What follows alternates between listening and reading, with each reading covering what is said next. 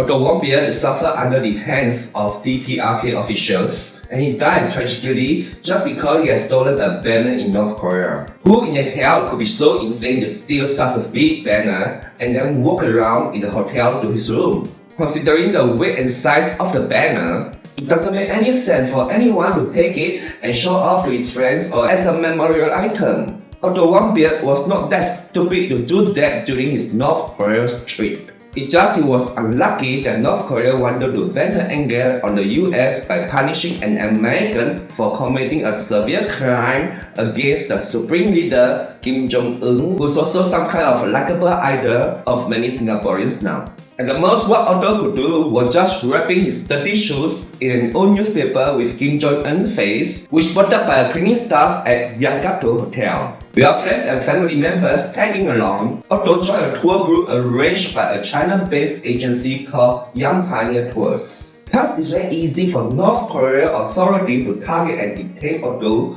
since he was the only American came into North Korea without any money.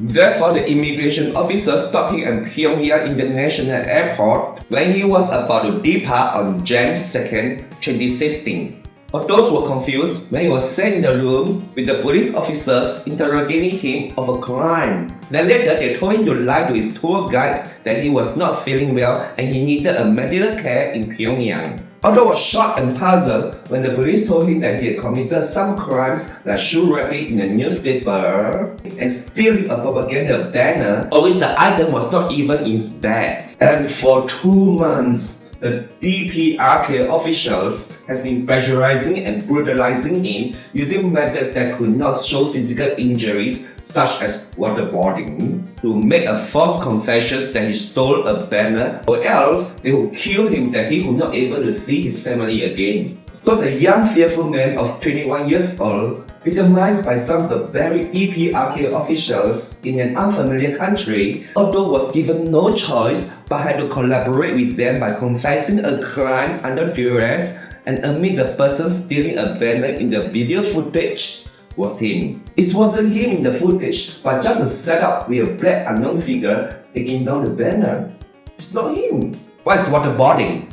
Not this. Waterboarding is a common type of torturing method communists use on people in which water is poured over the cloth, covering the face, and breathing passages of the captive, causing the individual to experience the sensation of drowning. It could cause extreme pain and damage to lungs, resulting severe brain damage from oxygen deprivation that could lead to death eventually. This is a form of physical and mental torture that could also cause the victim not to think properly. This was the reason Otto died with brain damage with no evidence to prove he was beaten and tortured on his physical body when he was sent back to the US. If Otto were a beautiful woman, the DPRK officials would rape him severely, many times. This is the reality in North Korea. Male prisoners are sent for forced labor and beating, while women for forced sex. Yet some people like Dennis Rodman and even some Singaporeans who say that North Korea is a modern country with good leaders, especially after the Trump-Kim summit. The first torturing lasted for 2 months, and Otto was traumatized to recite a speech said by the DPRK authority to force him to confess a crime he didn't commit before attending a sham trial on February 29, 2016. A sham trial is a kind of prosecution telling the world of the shameful acts committed by the offenders, mostly the Americans, as part of propaganda to show the power that DPRK has. On the video showing the trial, we could see how fearful and deprived Otto was. Leaving with no choice, he had to trust the DPRK officials to release him after he made his false confession. As such, he was forced to perform according to the officials' demands.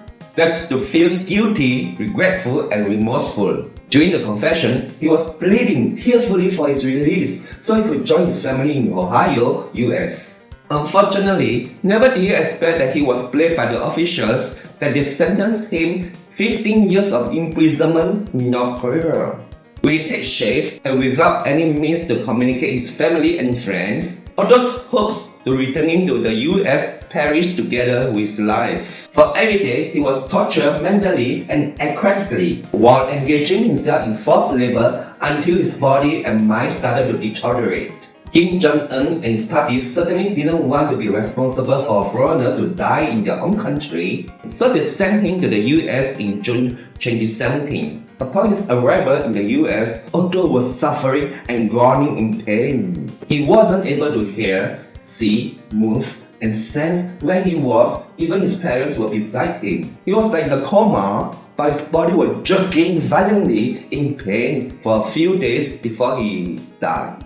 The DPRK officers give an excuse to deny their responsibility of Otto's death by saying it was a cause of botulism combining with some sleeping pills he had taken. Where did he get the pills from, by the way? And that is not a common practice of DPRK hospitals to issue pills or drugs to anyone.